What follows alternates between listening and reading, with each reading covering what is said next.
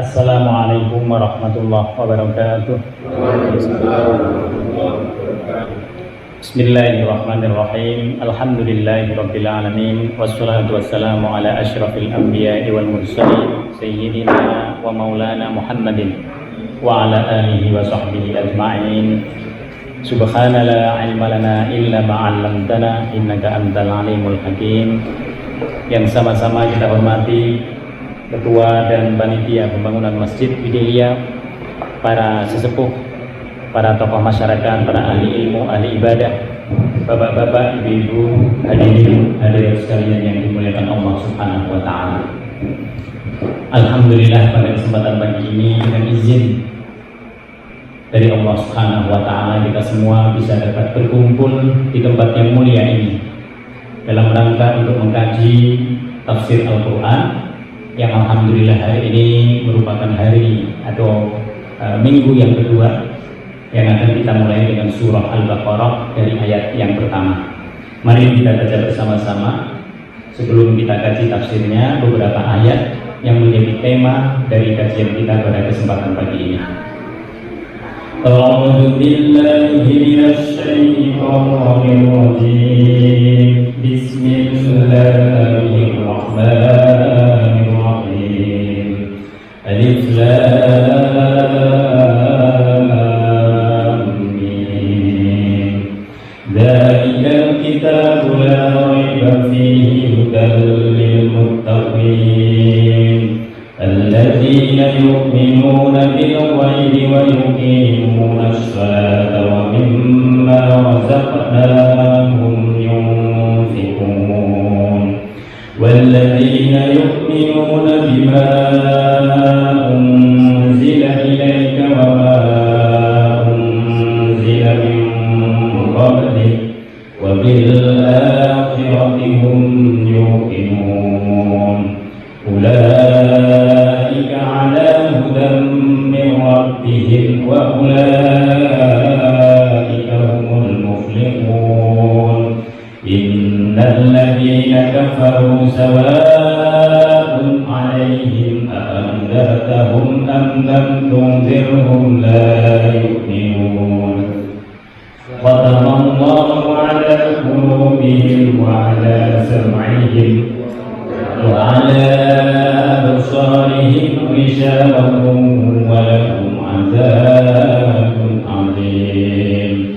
ومن الناس من يقول آمنا بالله وباليوم الآخر وما هم بمؤمنين يخادعون الله والذين آمنوا وما يخدعون إلا وما يشعرون.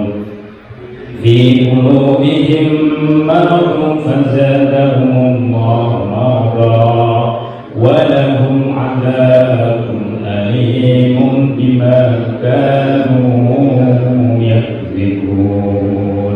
صدق الله العظيم. Bismillahirrahmanirrahim. Surat ini namanya surah Al-Baqarah.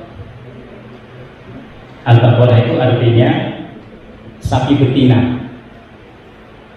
Dalam Al-Quran, nama surat itu bisa diambil dari tema yang utama yang terdapat di dalam surah tersebut. Bisa juga diambil dari kalimat yang pertama. Seperti kemarin, Alhamdulillahirabbil alamin disebut surah Al-Fatihah karena dia menjadi pembuka dari semua surat. Tapi boleh juga orang menyebut Alhamdulillah ini dengan surah Alhamdulillah, boleh. Maka di surah Al-Baqarah ini nanti ada cerita tentang penyembelihan sapi yang diperintahkan oleh Allah Subhanahu wa Ta'ala kepada kaum Bani Israel. Maka suratnya disebut surah Al-Baqarah. Madaniyatun.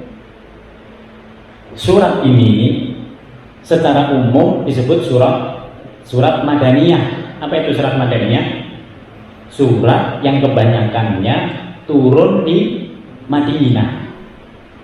illa ayat, kecuali yang terdapat pada ayat tertentu saja.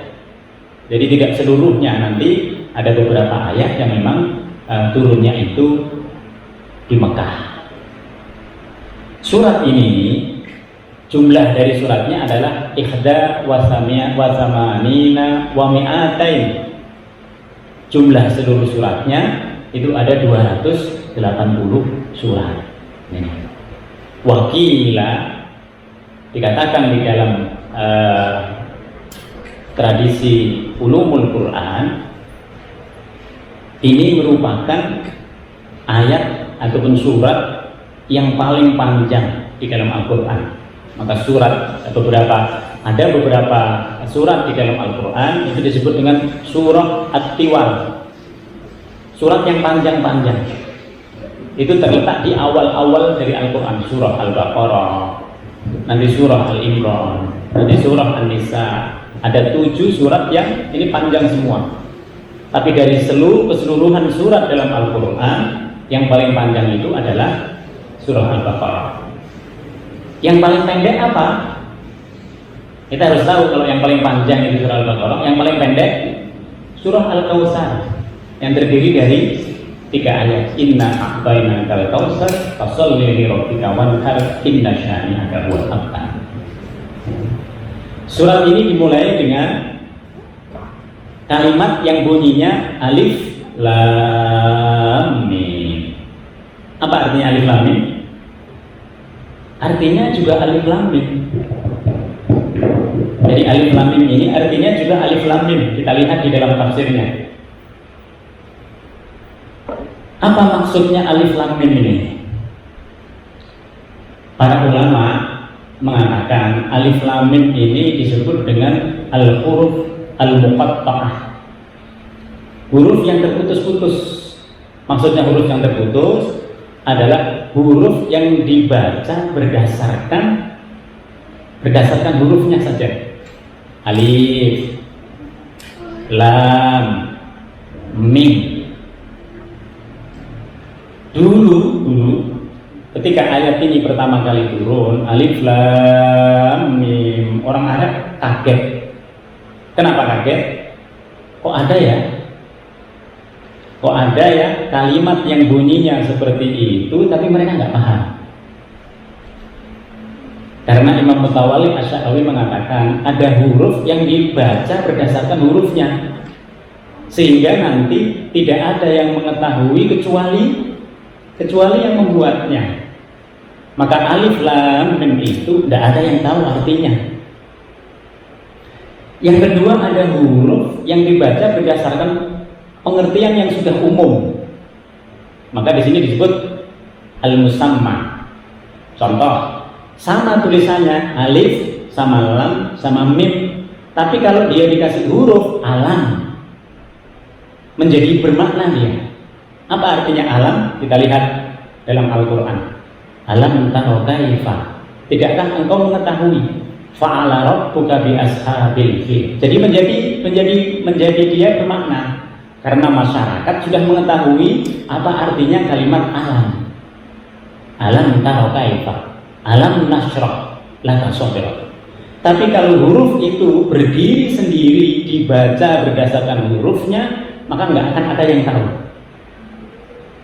Maka disinilah fungsi bahwa Al-Quran itu sebagai mukjizat. Apa itu mukjizat? Sesuatu yang mengalahkan pihak yang lain. Orang Arab itu terkenal bahasa Arabnya. Orang Arab itu sudah terkenal intelektualitasnya. Mereka itu orang-orang terpelajar juga, walaupun mereka kehidupannya kehidupan jahiliyah yang tidak didasarkan kepada agama yang benar. Maka mereka juga ahli syair. Tapi ketika ayat Al-Quran ini datang dan kemudian berbunyi alif lam mim, mereka kaget. Ini apa ini? Maka Imam Al-Marawi mengatakan alif lam mim ini tujuannya adalah litanbih. Apa itu litanbih? Litanbih ini untuk membuat mereka perhatian, kaget dulu. Ada shock terapi dengan kalimat alif lam mim, karena nggak ada orang yang tahu artinya. Sehingga kata Imam Al-Marwazi, supaya orang memperhatikan ayat sesudahnya, alif lam mim, orang kaget, apa itu alif lam mim? Nggak ada yang tahu, termasuk Rasulullah Shallallahu Alaihi Wasallam sendiri tidak diberitahu oleh Allah Subhanahu Wa Taala apa maknanya alif lam mim. Coba. Sekaligus ini kata Imam Mutawalli Asy-Sya'rawi untuk menunjukkan bahwa Al-Quran itu bukan buatannya Muhammad nih. Al-Quran itu dari Allah. Nabi itu nggak pernah belajar, Nabi itu nggak bisa nulis, nggak bisa. Tetapi ketika Allah Subhanahu Wa Taala berkehendak untuk menjadikan dia sebagai pengajar, tidak perlu belajar kepada orang lain untuk baca, untuk tulis. Kenapa? Karena yang ngajari nanti adalah langsung Allah Subhanahu Wa Taala. Ini. Maka kalau ada orang mengatakan, oh Al-Quran itu buatannya Muhammad sendiri nggak tahu apa artinya alif lam. Ini bukti yang pertama-tama untuk menunjukkan bahwa Al-Quran itu betul-betul firman-Nya Allah Subhanahu Wa Taala. Kita lanjut pada ayat berikutnya. Jadi kalau Imam Al-Marwazi mengatakan semua ayat yang dimulai dengan huruf-huruf muqatta'ah berarti lihat belakangnya. Belakangnya itulah yang nanti menjadi perhatian utama. Alif lam mim, belakangnya. Dzalikal kitabul la raiba fiih. Dzalikal kitab ini, Al-Qur'an ini, Al-Qur'an disebut dengan Alkitab. Kenapa disebut dengan Alkitab? Karena nanti dia tertulis. Memang pertama kali dia turun kepada Rasulullah SAW tidak tertulis. Al-Quran itu diwahyukan oleh Allah melalui malaikat Jibril, nanti disampaikan oleh malaikat Jibril kepada Rasulullah SAW, diterima oleh Rasul, lalu oleh Rasul dibaca kepada para sahabat, nanti pada waktu sholat dibaca, terus begitu. Orang Arab itu hebatnya, mereka punya penghafalan yang kuat, maka Al-Quran itu turunnya di Arab. Kalau Al-Quran ini turunnya di Widelia, hari ini turun 7 ayat, yang hafal berapa Pak? Yang hafal bisa dihitung itu dari warga Widelia. Nah di sini, ini bedanya. Berbeda dengan orang-orang Arab. Orang-orang Arab itu adalah orang-orang yang kuat hafalannya. Begitu Al-Quran diturunkan, mereka langsung hafal. Dan terus diulang oleh Nabi dalam sholat. Nah, ini yang menjadi nanti banyak orang menjadi penghafal Al-Quran. Maka Al-Quran itu disebut dengan Alkitab karena nanti dia tertulis. Belum tertulis saat itu, tapi nanti bakal tertulis. Penyebutan Alkitab ini yang kedua sekaligus untuk menunjukkan bahwa Al-Quran berbeda dengan kitab-kitab sebelumnya. Ada kitab yang lain sebelumnya. Ada Taurat sudah tertulis. Tapi bedanya dengan Al-Quran, nanti Taurat itu pada saatnya dia tidak akan ada lagi.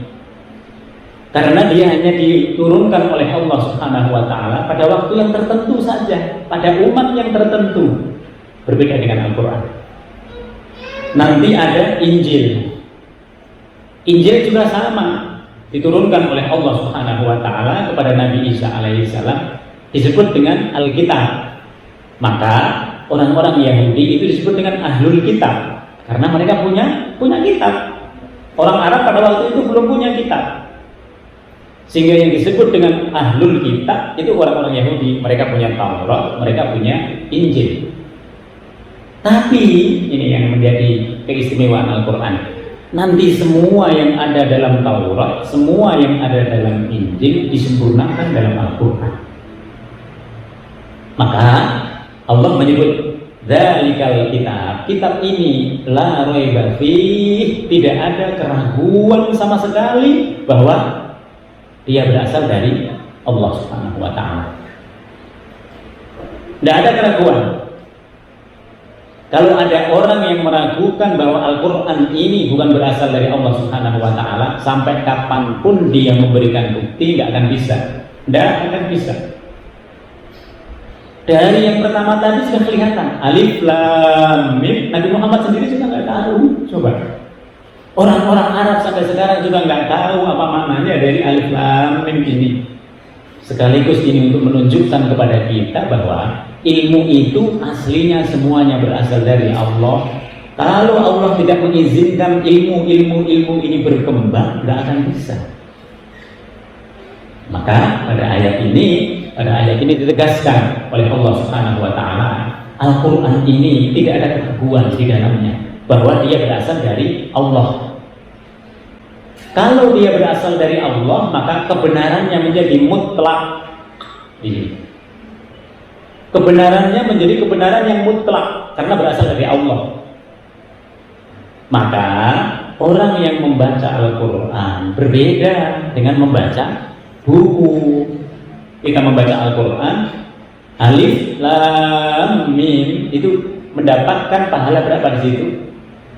30 pahala. Wala aqulu alif lam mim harfan, kata Nabi, saya tidak mengatakan alif lam mim itu satu kalimat, satu huruf, tapi saya mengatakan alif itu satu huruf, lam itu satu huruf, mim itu satu huruf. Tadi kita sudah baca sampai ayat yang ke-10. Coba dihitung hurufnya. Coba dihitung, Pak. Sudah berapa kebajikan yang kita dapatkan hanya dengan membaca 10 ayat dalam Al-Quran. Bagaimana kalau setiap hari kita membaca selembar? Coba bayangkan. Jadi agama Islam ini luar biasa. Dengan kita membaca Al-Quran luar biasa. Apalagi mau mengkajinya seperti ini, apalagi mau mengamalkannya, udah. Hidup itu akan berkah kalau kita dekat dengan Al-Quran. Sudah pasti. Maka di sini Allah Subhanahu wa taala mengatakan, enggak usah ragu dalam Al-Quran. Kalau kitab itu merupakan kitab yang berasal dari Allah Subhanahu wa taala. Kalau kitab itu berasal dari Allah Subhanahu wa taala, apa sih di dunia yang tidak berasal dari Allah? Mobil, nggak berasal dari Allah. Coba dilihat unsur-unsur mobil dari mana? Tidak keluar dari bumi ini. Bumi ini miliknya siapa? Miliknya Allah Subhanahu wa taala. Alam semesta, siapa yang membuat? Allah. Semuanya kembali kepada Allah. Semuanya itu adalah miliknya Allah Subhanahu wa taala. Oleh karena itu Allah memberikan petunjuk. Petunjuknya itu harus dari Allah. Petunjuk itu dalam bentuk Al-Quran, sehingga segala sesuatunya nanti berkesesuaian karena memang berasal dari Allah Subhanahu wa taala. Untuk apa tadi Al-Quran? Yang dia itu merupakan kitab yang diturunkan oleh Allah kepada Nabi kita, Nabi Muhammad SAW. Di sini disebutkan tujuannya, hudan lil muttaqin, agar dia menjadi petunjuk bagi orang-orang yang bertakwa. Coba. Kenapa disebut muttaqin? Kenapa tidak disebut petunjuk buat orang-orang yang beriman? Muttaqin sama orang yang mukminin itu berbeda. Di mana bedanya, Pak? Kalau orang yang beriman belum tentu dia bertakwa. Banyak orang di sekitar kita beriman kepada Allah, tapi tidak puasa ini di bulan Ramadan. Banyak orang di sekitar kita ini ngaku beriman, tapi dia nggak sholat. Sholatnya kalau Ramadan doang. Gitu. Bahkan ada orang yang beriman, sholatnya cuma nanti nunggu Idul Fitri, Pak. Nah, dia datang dia Idul Fitri. Ini itu menunjukkan kepada kita, tidak semua orang yang beriman itu bertakwa. Tapi semua orang yang bertakwa itu beriman. Karena takwa itu merupakan gabungan iman dan amal. Alladzina amanu wa amilus sholihat. Maka coba lihat dari diri kita. Kita ini sudah termasuk yang bertakwa atau belum? Kalau kita sudah bertakwa, kita baca Al-Quran, gampang Al-Quran itu masuk dalam hati kita. Maka di sini dikatakan hudan lil muttaqin. Kenapa gampang masuk dalam diri kita? Karena diri kita ini sudah siap menerima Al-Quran, sudah siap mengamalkan Al-Quran, sudah siap, diri kita ini sudah siap. Karena kita sudah menyatakan beriman lalu mengamalkan.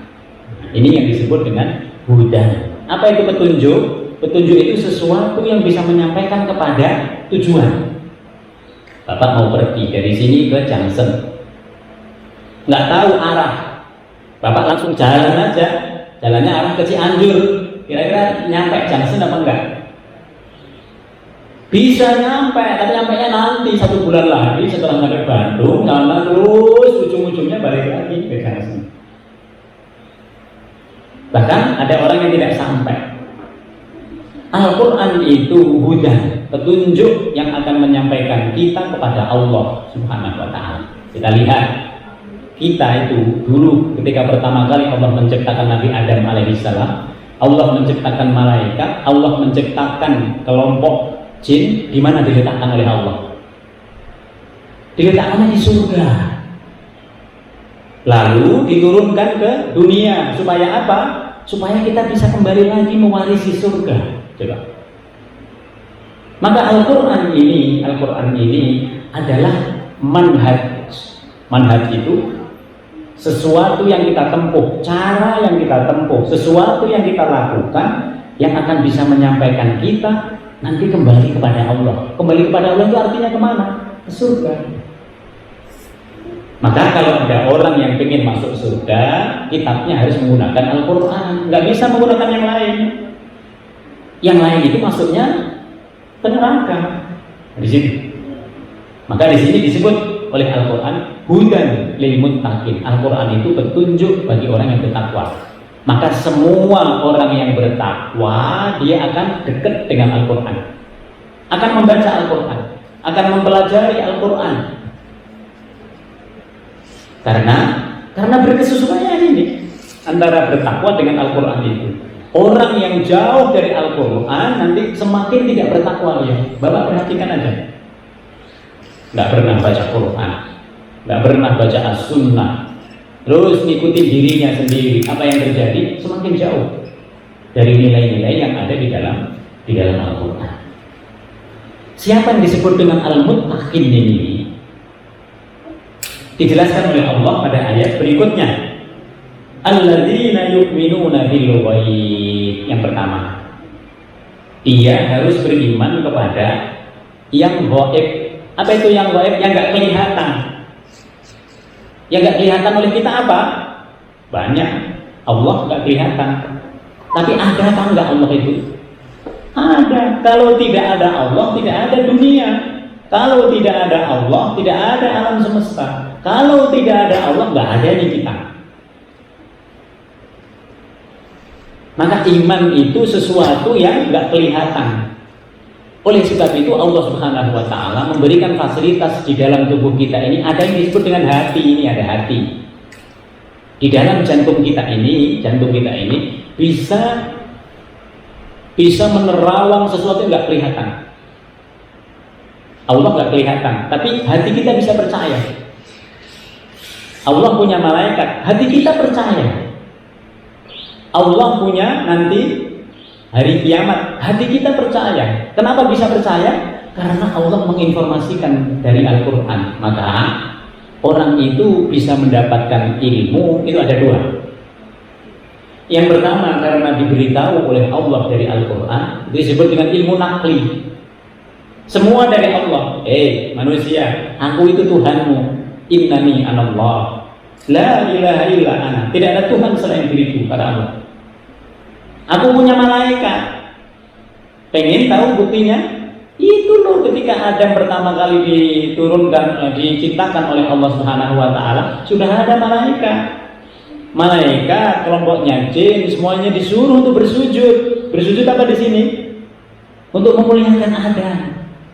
Apa tujuannya? Ini kan kita nggak banyak yang tahu. Kenapa malaikat itu disuruh? Karena nanti para malaikat ini berhubungan dengan kehidupan manusia. Coba kita lihat. Rezeki kita ada malaikatnya. Ada. Orang mati ada malaikatnya enggak? Ada itu. Pengen tahu Pak? Mati nanti menjelang mati baru tahu. Kalau sekarang nggak kelihatan. Sebelum kita meninggal dunia kita nggak bisa melihat malaikat. Tapi ketika nyawa sudah di tenggorokan, malaikat akan datang. Tuh amalanmu. Pengen lihat nanti. Kalau kita sudah sama-sama mau mati, tidak akan tahu malaikat. Ada di dalam kehidupan dunia ini yang nggak kelihatan, tapi dia ada. Jin ada, jelas sekali. Nggak kelihatan oleh kita, dia bisa melihat kita, tapi kita jangan bisa melihat mereka. Malaikat juga begitu. Pengen tahu malaikat kalau dalam bentuknya yang asli atau dia menyerupai salah seorang sahabat, pengen tahu? Pengen. Dulu Nabi pernah. Kalau sesuatu yang disampaikan oleh Rasulullah SAW pasti benar. Malaikat Jibril datang ketika Nabi bersama para sahabat ada di teras masjid. Lalu dia mengucapkan salam. Lalu setelah itu tanya kepada Nabi Muhammad SAW, Muhammad, apa itu iman? Dijawab oleh Nabi, iman adalah percaya kepada Allah, percaya kepada malaikat. Terus dijawab, kamu benar, katanya. Muhammad, apa itu Islam? Dijawab oleh Nabi, Islam itu syahadat, sholat, zakat, puasa, haji. Tanya lagi, benar kamu Muhammad. Muhammad, apa itu ihsan? Ihsan itu anta budallah ka'annaka tarah wa illam takun tarahu fa innahu yarak. Setelah dia pergi, baik Muhammad, saya ucapin salam, assalamualaikum. Dia tinggalkan Nabi. Para sahabat bertanya, itu siapa? Berani-beraninya nanya kepada Rasul. Umar udah gregetan lihat orang itu, nggak punya adab ini. Datang tiba-tiba tanya kepada Nabi. Lalu Nabi mengatakan, itu Jibril. Jadi kalau kita jadi sahabat, mungkin kita bisa melihat Jibril. Cuman karena kita lahirnya sekarang, tidak bersamaan dengan Rasulullah SAW, kita nggak bisa melihat malaikat. Maka di sini yang disebut dengan orang yang bertakwa itu adalah orang yang punya keimanan, iman kepada Allah, rukun iman semuanya ada di sini. Wa yuqimunas shalah. Orang yang bertakwa itu cirinya adalah mengerjakan keislaman, syahadat, sholat, zakat, puasa, haji. Kenapa disebut sholat doang? Sholat ini untuk mewakili yang lain. Karena sholat itu menjadi syiar yang paling utama bagi orang yang bertakwa. Kalau ngaku takwa, dia hidupnya di Medelia, kemudian tinggal saya sholatnya di Mekah, nggak pernah kelihatan sholat di Medelia, itu bohong takwanya. Udah jelas. Kalau dia bertakwa, dia harus sholat. Kalau nggak sholat sama kita di masjid, dia sholatlah di rumahnya dia. Nah, di situ. Maka yang disebut oleh Al-Quran di sini wa yuqimunas shalah. Jadi orang yang bertakwa itu adalah orang yang menjalankan keislaman. Sholat dilakukan, zakat dilakukan, puasa dilakukan, haji dilakukan kalau mampu. Yang terakhir ini dengan syarat. Tapi sholat tidak.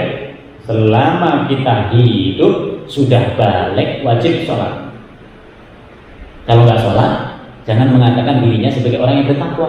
Boleh nggak mengatakan sebagai orang Islam? Boleh. Saya orang Islam tapi nggak taat. Nah, boleh.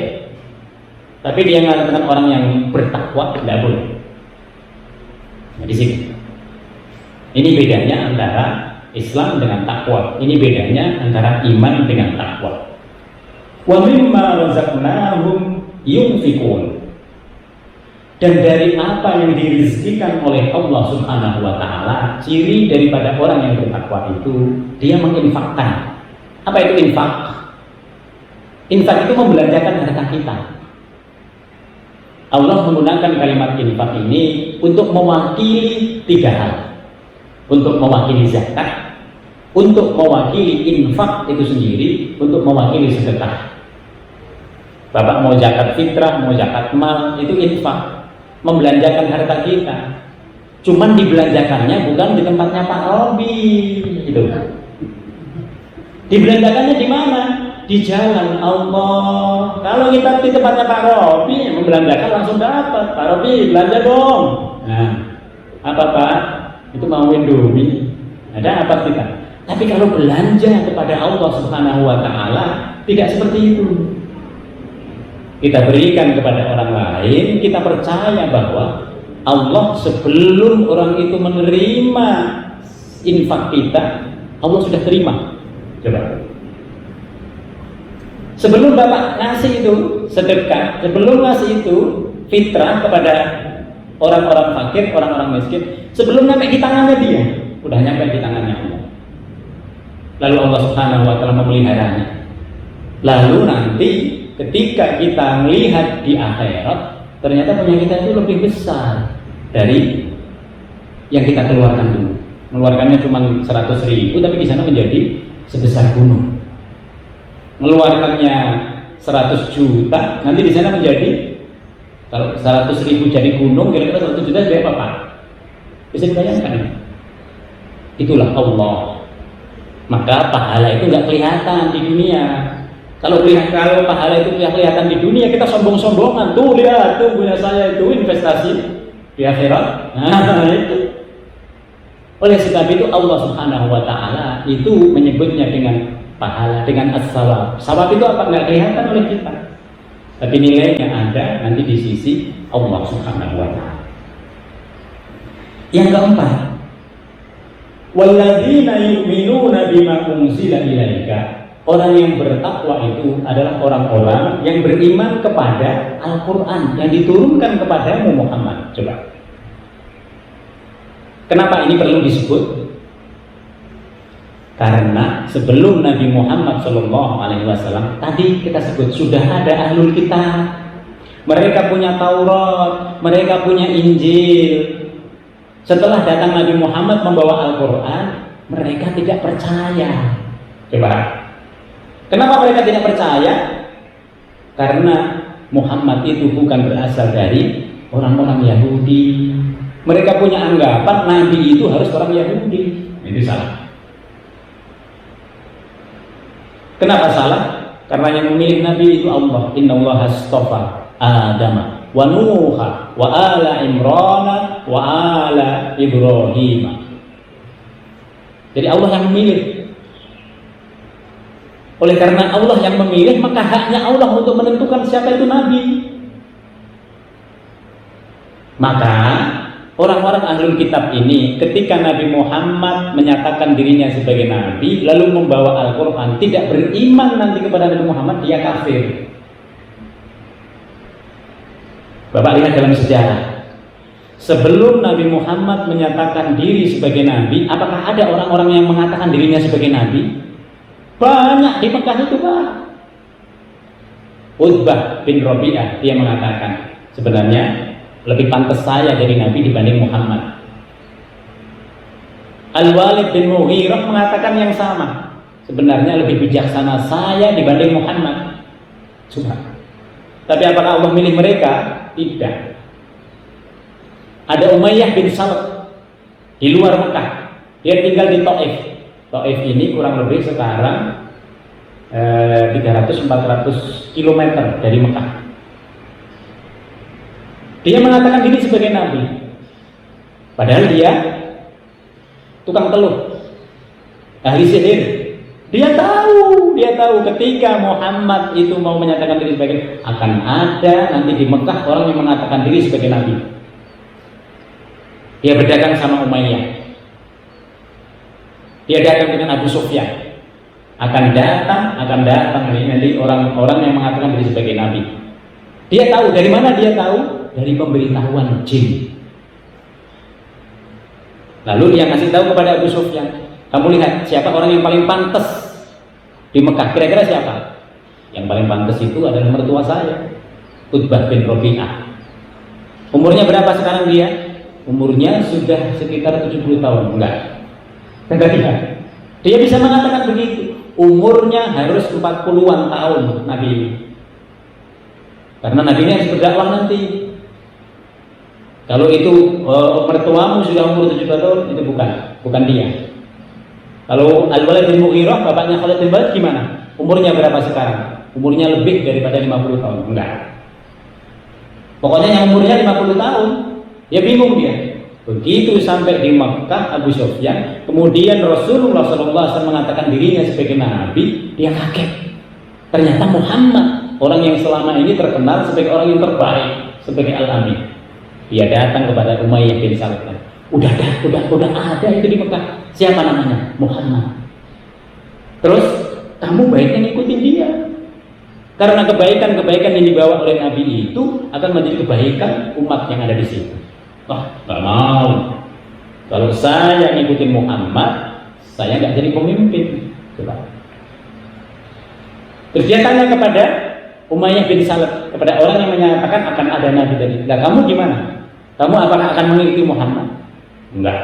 Kenapa enggak? Saya malu pada penduduk di sini. Bagaimana mungkin saya mengakui Nabi yang baru, sementara saya ini sudah menyatakan kepada mereka sebagai Nabi. Coba. Maka Umar mengatakan hanya kesombongan yang membuat orang-orang itu ingkar kepada Nabi Muhammad, termasuk orang-orang Yahudi. Maka di sini dikatakan ciri dari orang yang muttaqin itu harus beriman kepada Nabi Muhammad dengan membawa Al-Quran. Wa ma unzila min qablik, dan dia juga harus beriman kepada kitab-kitab yang diturunkan sebelum Nabi Muhammad. Kitab ada 3 sebelum Nabi Muhammad. Ada Taurat, ada Injil, ada Zabur. Suhuf ada banyak. Banyak Nabi diberi suhuf. Apa itu suhuf? Lembaran wahyu. Ada Nabi Ibrahim, ada Nabi Nuh, ada Nabi Idris, diberikan suhuf semua oleh Allah Subhanahu wa Ta'ala. Maka agama Islam itu agama yang tidak membeda-bedakan nabi-nabi sebelumnya. La nufarriqu baina ahadin mir rusuli, termasuk tidak membeda-bedakan semua kitabnya. Kenapa? Karena semua itu nanti sama, memiliki kesamaan. Diperintahkan oleh Allah untuk menyembah satu Tuhan, Tuhannya itu Allah. Diperintahkan untuk sholat, diperintahkan untuk zakat, diperintahkan untuk berhaji, sama. Kemudian setelah itu, ciri yang kelima dari orang-orang yang beriman, wabil akhirati hum yuqinun. Mereka juga yakin kepada kehidupan di akhirat. Kalau ada orang beriman tidak yakin dengan kehidupan di akhirat, batal imannya. Karena keimanan itu keyakinan. Oleh sebab itu Allah Subhanahu wa Ta'ala memberitakan tentang kehidupan setelah kehidupan dunia ini melalui agama. Makanya kemarin ketika kita membaca Maliki Yaumiddin, yang menguasai hari agama. Hari agama itu apa? Hari agama itu hari akhir, hari akhirat. Karena berita tentang akhirat itu tidak boleh muncul dari seorang filosof. Nggak boleh. Filosof nggak bisa mengetahui sesuatu yang gaib. Tidak boleh muncul dari ilmuwan, nggak boleh. Tidak boleh muncul dari ahli sihir. Ahli sihir itu pengetahuannya terbatas karena dia dapat dari jin saja. Harus berasal dari Allah Subhanahu wa Ta'ala. Maka di sini orang yang beriman, orang yang bertakwa itu adalah orang yang yakin kepada akan ada hari akhir. Kenapa ada hari akhir? Hari akhir itu penting untuk menghakimi atau untuk menentukan yang paling adil selama ada di dunia. Bisa jadi Pak, di dunia ini kita didolimi oleh orang lain. Nanti keadilan yang sesungguhnya nanti di akhirat. Bisa jadi di dunia ini kita dikalahkan oleh orang lain. Nanti keadilan yang sesungguhnya itu ada di akhirat. Maka penting kehidupan akhirat itu untuk apa? Untuk melihat semua kehidupan dunia itu secara sebenarnya. Ulaika ala hudan min rabbihim. Inilah orang-orang yang mendapatkan petunjuk dari Tuhannya. Inilah orang yang beriman kepada rukun iman tadi, orang yang melaksanakan keislaman berdasarkan rukun Islam ini. Inilah orang-orang yang ulaika ala hudan, orang yang dalam petunjuk Allah. Jadi kita ini kalau sudah beriman kepada Allah, lalu kita melaksanakan rukun Islam, sholat, zakat, puasa, haji, kita dalam petunjuknya Allah. Kemarin kita sudah membahas petunjuk itu ada 2 minimal. Petunjuk itu ada banyak. Imam Al-Marwazi mengatakan ada 4 petunjuk. Tapi Imam Mutawalli Asy'arawi nanti meringkas 4 ini menjadi 2. Yang pertama, huda ad-dilalah, petunjuk yang kelihatan di dunia ini. Akal kita mikir tentang sesuatu, kemudian sampai kepada Allah, itu huda dilalah. Petunjuk yang bisa didapat dengan akal. Petunjuk itu ada dalam Al-Quran. Al-Quran bercerita tentang begini. Kita sebagai orang yang beriman, semakin beriman, maka hidayah itu akan terus bertambah. Dengan apa? Dengan kita belajar, dengan kita membaca Al-Quran, hidayah itu akan terus bertambah. Yang ketiga, hidayah itu terus bertambah dengan kita beramal. Hari ini kita melihat orang-orang kok pada sholat tarawih, kita ikut sholat tarawih. Besoknya lagi orang pada sholat duha, apa sholat apa itu? Sholat duha kita ikut. Besoknya lagi ada orang sholat syuruk. Apa itu? Sholat syuruk. Apa itu sholat syuruk? Sholat yang habis begini ini, nanti kita sholat 2 rakaat. Ikut dia, terus dia ikutin, dia cari dalil-dalilnya. Orang ini terus mendapatkan petunjuk dari Allah Subhanahu wa Ta'ala. Jadi petunjuk itu bermacam-macam. Ada petunjuk yang kedua yang disebut dengan hidayatul taufik. Apa itu hidayatul taufik? Kita sudah beriman, kita sholat, semakin lama, sholat kita itu semakin khusyuk. Semakin kita bisa berbuat baik yang lain. Kita habis sholat, oh di Widelia masih perlu ini wakaf, ya udah kita wakaf. Oh di Widelia nggak bisa wakaf, yang hitungannya jut misalnya, ya udah, yang puluh ada 10.000, ada 20.000, kita infakkan sebisa kita, sehingga kita punya kontribusi. Ketika nanti kita itu berada di alam akhirat, kita semua ini sudah ada satu master. Oh ternyata masih tetanggaan kita, sebagaimana dulu kita tetanggaan di Widelia. Mereka orang Islam tidak punya kontribusi di sini, jangan-jangan nanti tempatnya seperti di Agaf atau di tempat yang lain.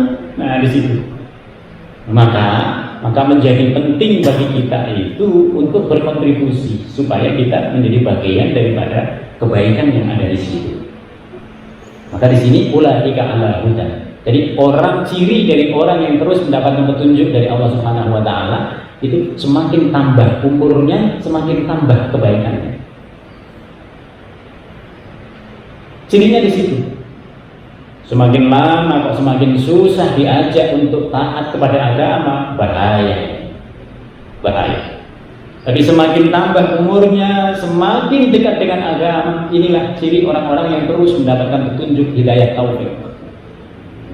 Sehingga kita semua berharap di sini, ketika kita diwafatkan oleh Allah Subhanahu wa Ta'ala, kita wafat dalam keadaan iman dan Islam. Itu yang diharap. Maka Allah mengatakan ulaika ala hudan mir rabbihim. Kalau orang itu di dunianya sudah mendapatkan petunjuk dari Allah, kita mendapatkan petunjuk itu dari apa? Dari amalan kita. Jadi di situ. Oh, katanya orang mendapatkan petunjuk, tapi diajak berbuat baik nggak mau. Diajak sedekah nggak mau, diajak infak nggak mau, diajak wakaf nggak mau, apalagi diajak bersih-bersih di masjid, kira-kira mau nggak? Nggak mau yang begitu. Maka di sini dikatakan ulaika ala hudan mir rabbihim. Kalau orang sudah mendapatkan petunjuk di dunia, wa ulaika humul muflihun. Inilah orang-orang yang beruntung. Beruntung Pak, beruntung di mananya? Dalam kehidupan di akhirat, orang-orang yang mendapatkan petunjuk seperti ini akan beruntung. Beruntungnya di mana? Karena dia memiliki banyak kebaikan, kebaikannya berkesesuaian dengan apa yang ada dalam Al-Quran, maka dia akan masuk surga. Jadi kehidupan dunia dan akhirat itu berbeda. Perbedaannya di mana? Kalau dia di dunia itu beriman, berislam, mengamalkan apa yang ada dalam Al-Quran, insya Allah dia akan beruntung. Apa itu beruntung? Orang beruntung itu Pak, bahasa kita sekarang bejo. Itu bejo. Bejo itu mengalahkan orang pinter. Orang pinter siapapun nggak beruntung, kalah dia sama orang yang bejo. Ini tadi. Maka keberuntungan itu bukan tiba-tiba. Keberuntungan itu hasil dari amalan kita yang istiqomah. Dalam bahasa Arab, muflih ini digambarkan seperti petani. Kalau kita pengen beruntung di akhirat, di dunianya harus beramal soleh yang banyak. Jangan pengennya, saya pengen beruntung, tapi nggak ngapa-ngapain. Kira-kira dapat enggak? Tidak mungkin.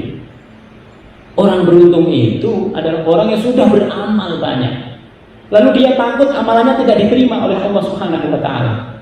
Lalu Allah mengatakan, itu amalan kamu, tenang aja, sudah diterima semuanya oleh Allah Subhanahu wa Ta'ala. Orang beruntung itu orang yang selalu was-was dengan ibadahnya. Ya Allah, saya sudah beribadah setiap Ramadan, tapi saya nggak tahu apakah saya dapat Lailatul Qadar atau enggak. Karena kalau kita ibadah di bulan Ramadan, pas malam Lailatul Qadar, itu pahalanya 83 tahun. Bapak ngasih sedekah 1 kurma, itu malam Lailatul Qadar. Malam Lailatul Qadar itu malam-malam yang terakhir, yang 30 terakhir. Allah membuat malam itu penuh dalam kerahasiaan. Supaya apa? Supaya kita banyak beramal di situ. Kalau bertepatan itu kita dapat 1 kurma tadi, sama dengan kita beribadah 83 tahun. Terus sedekah kurma, coba. Bisa nggak Pak? 83 tahun Bapak bersedekah 1 kurma terus. Belum tentu umur kita aja belum nyampe 80. Nah, jangan-jangan baru 60, 70 sudah diwafatkan oleh Allah Subhanahu wa Ta'ala. Maka kemuliaan daripada umat Muhammad ini salah satunya adalah muflih. Wa ulaika humul muflihun. Dia memang datang biasa orangnya itu, datang. Tapi kita lihat, oh, orang ini kita kasih syafaat, itu muflih. Dia harusnya masuk neraka dulu ini orang, tapi dia beruntung. Beruntungnya apa? Oh, Allah kasihan kepada dia. Karena setiap sore dia datang ke masjid Bidiliyah. Nah, dia bersih-bersih di masjid Bidiliyah. Dia mikirkan masjid. Jadi jangan dikira itu hanya orang-orang yang beramal, orang-orang yang hatinya selalu ta'alluq. Syabun ya ta'allaqu qalbuhu bi masjid. Mikirin masjid, ya Allah, di mana ya kok belum ini? Ya Allah, ini masih kurang, ini banyak ini. Terus kepikiran. Orang-orang yang kepikiran dengan masjid ini adalah orang-orang yang nanti dilindungi oleh Allah Subhanahu wa Ta'ala dalam kehidupan di akhirat, pada saat tidak ada lagi perlindungan pada saat itu. Maka dikatakan dalam hadis, sab'atun yudilluhumullahu fi dhillihi yauma la dhilla illa dhilluh. Salah satunya orang-orang di Widiliyah yang mikirin masjid. Panitianya kan banyak, semua warga Widiliyah. Berarti semua warga Widiliyah insya Allah itu akan beruntung mendapatkan perlindungan dari Allah Subhanahu wa Ta'ala. Ini semua ayat yang pertama sampai yang kelima ini adalah ayat tentang orang yang beriman. Maka kita kalau bisa berada di situ. Intinya kalau sudah beriman itu beruntung. Wes bejo pokoknya. Apa yang dikatakan bejo di iklan-iklan itu bejo dunia doang itu. Kalau pengen bejo di akhirat berarti iman dan kemudian amal. Jadilah orang yang bertakwa, pasti menjadi orang bejo. Kita lihat kebalikannya. Di luar kita itu ada yang disebut dalam Al-Quran, innal ladzina kafaru. Sesungguhnya orang-orang yang ingkar. Orang kafir itu disebut dengan ingkar. Kenapa? Karena tidak melaksanakan perintahnya Allah, tidak beriman sesuai yang diperintahkan oleh Allah. Orang kafir itu orang yang tertutup. Apa yang tertutup? Hatinya dari hidayah Allah. Tadi kan ada hidayah. Orang bertakwa itu karena ada hidayah.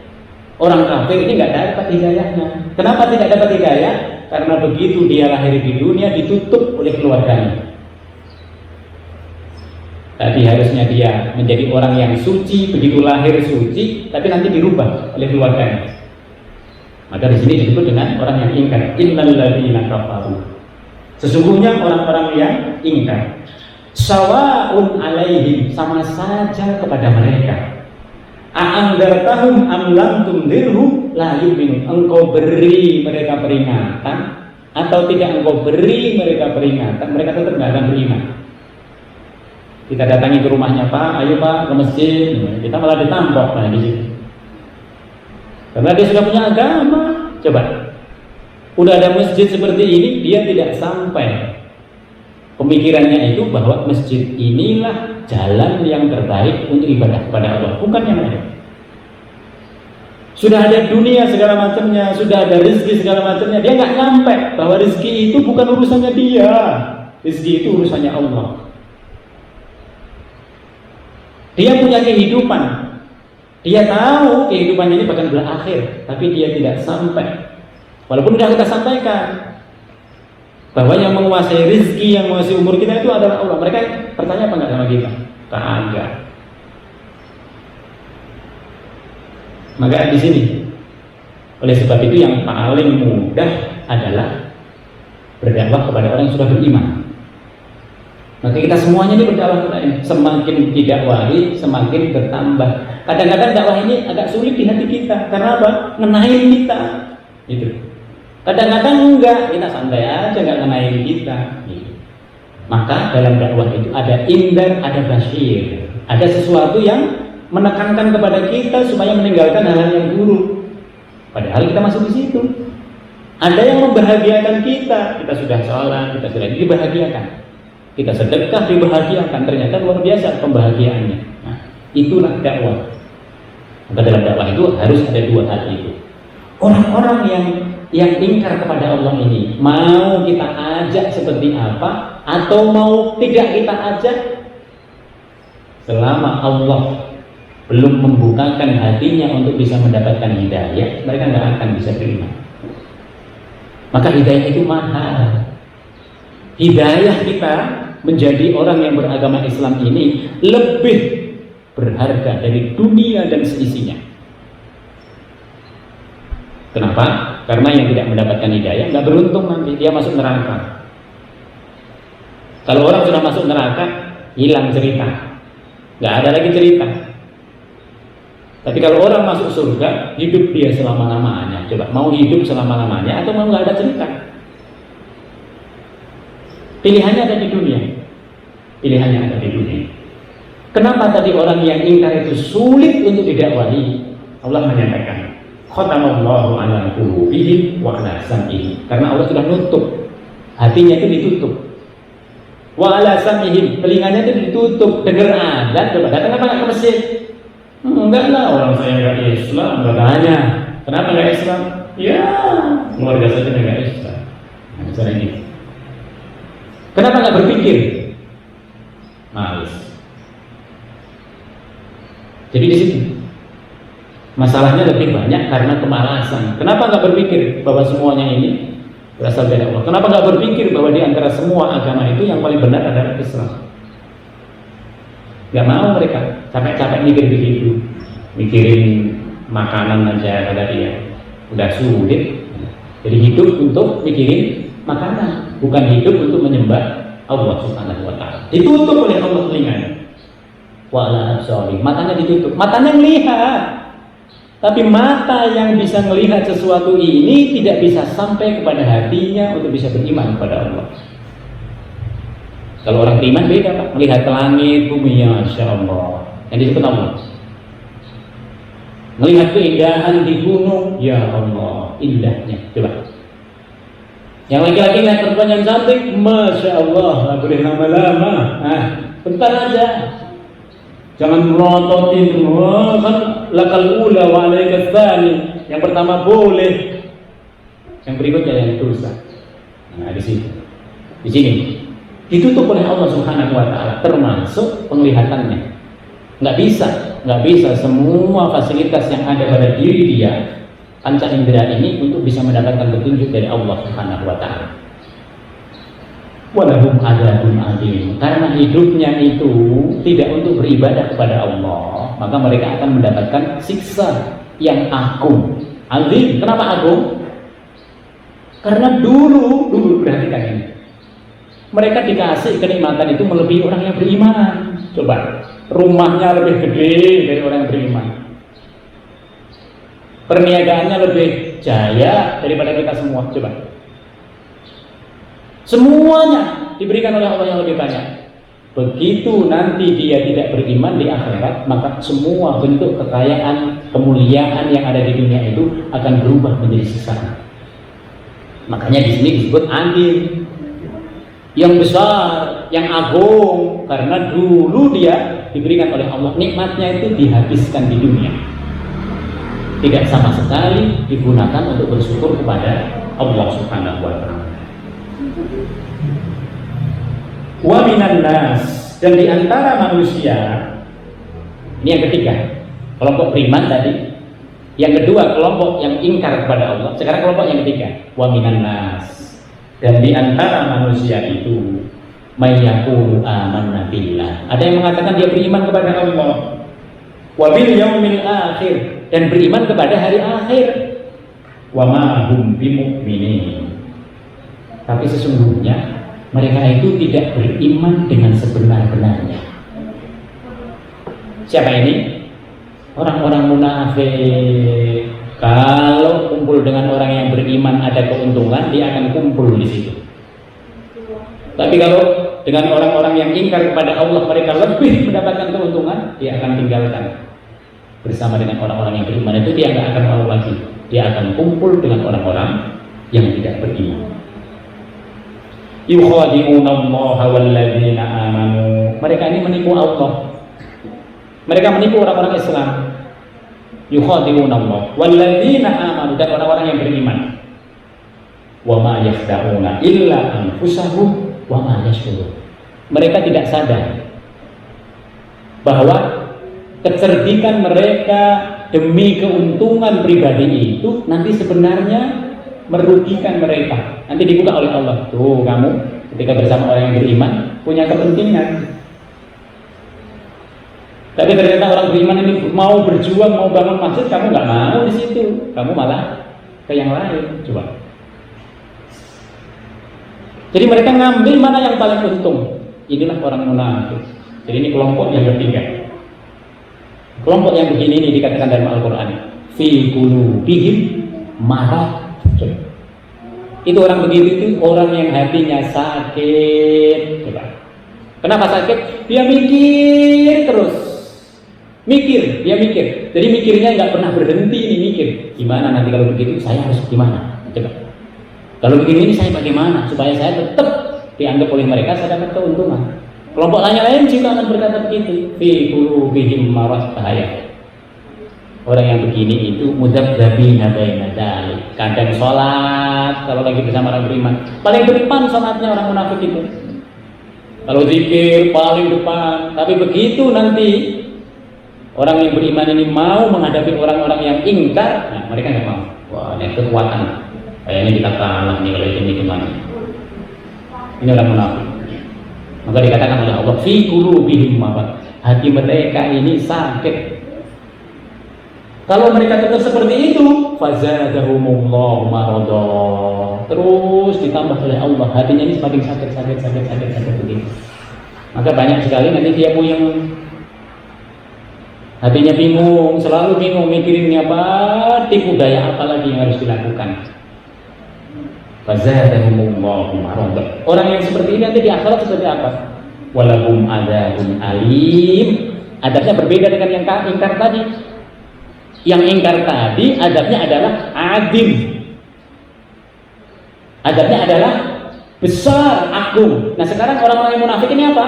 Adzabun alim, adab yang pedih. Kenapa pedih? Ini kecerdikannya dipakai untuk kepentingan dia sendiri. Diulek-ulek ini. Kalau sambal itu diulek-ulek dulu supaya dia betul-betul pedih. Karena dia kesana ngambil keuntungan, kesini ngambil keuntungan. Ini bedanya adzabun alim dengan adzabun alim. Bimaka yakdzibun. Karena kemana-mana tadi jualannya jualan dusta. Ini ngomong begini, ini ngomong begini. Nanti kalau ketahuan baru dia bisa beralibi. Kesimpulan di sini Bapak Ibu sekalian, kesimpulan di dalam ayat dari 1 sampai yang ke-10 ini, Allah Subhanahu wa Ta'ala menjadikan Al-Quran ini sebagai mukjizat.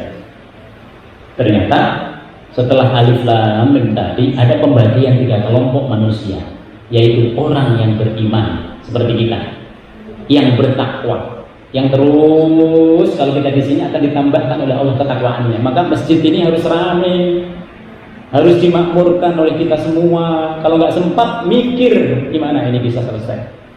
Kalau nggak bisa, apa yang bisa dilakukan? Tenaga, pikiran, semuanya. Maka orang-orang yang pertama adalah orang-orang yang mendapatkan ketakwaan dari Allah. Orang yang kedua, orang yang ingkar. Mau dikasih dakwah seperti apapun tidak akan pernah mau.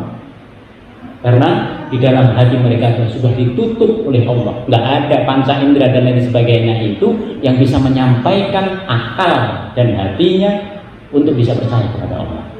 Yang ketiga adalah orang-orang munafik. Orang-orang yang paling cerdik gini untuk kepentingan mereka sendiri. Yang beriman tadi tidak disebut oleh Allah. Kira-kira masuk kemana yang beriman?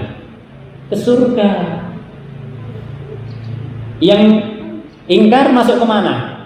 Ke neraka dengan azab yang agung, dengan azab yang besar. Orang munafik masuk kemana? Ke neraka juga, tapi azabnya bukan yang agung, tapi azabnya adalah azab yang pedih. Azab pedih itu kalau kita melihat nggak siap kita. Ini Bapak dan Ibu sekalian, kesimpulan yang bisa kita intisarikan dari ayat 1 sampai 9. Semoga Allah Subhanahu wa taala menambahkan hidayah kita semua sehingga kita menjadi orang-orang yang bertakwa. Nanti pada gilirannya kita menjadi orang-orang yang muflihun, orang-orang yang beruntung, orang-orang yang bejo di sisi Allah Subhanahu wa taala. Demikian, mari kita tutup dengan bacaan doa.